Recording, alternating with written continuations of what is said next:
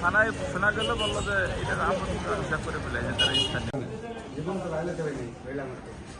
Viral হবে, short viral হবে, video করে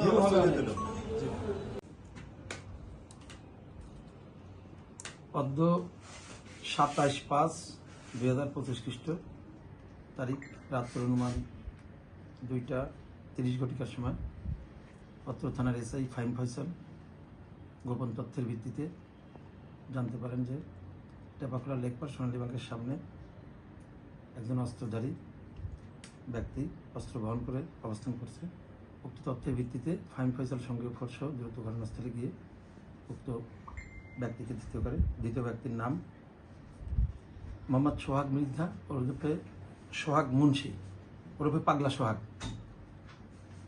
তার বডি চেক করে উপস্থিত সাক্ষীদের সম্মুখে তার পরিহিত ফুল প্যান্টের পিছনে কোমরে গোজা অবস্থায় একটি বিদেশি পিস্তল 7.65, একটি ম্যাগাজিন এবং 1 রাউন্ড গুলি প্রাপ্ত হয় এবং সাক্ষীদের সম্মুখে সেটা জব্দ করে।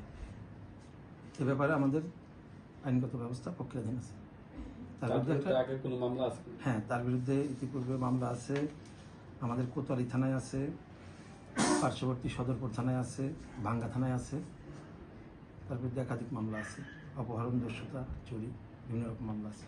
এই ঘটনা কি ওর নামে শুধু মামলা নাকি নাম শোনা যাচ্ছে? এখন আমরা যাকে অস্ত্রসহ হাতে নাতে পজিশনে পেয়েছি আমরা তার বিরুদ্ধে মামলা দেবো এবং এই ব্যাপারে পরে বিস্তারিত তদন্ত জানা যাবে। আসামিকে রিমান্ডে নিয়ে অস্ত্রের উৎস এবং কীভাবে পেয়েছে সব কিছু তথ্য ডিটেলস পরবর্তী জানা যাবে।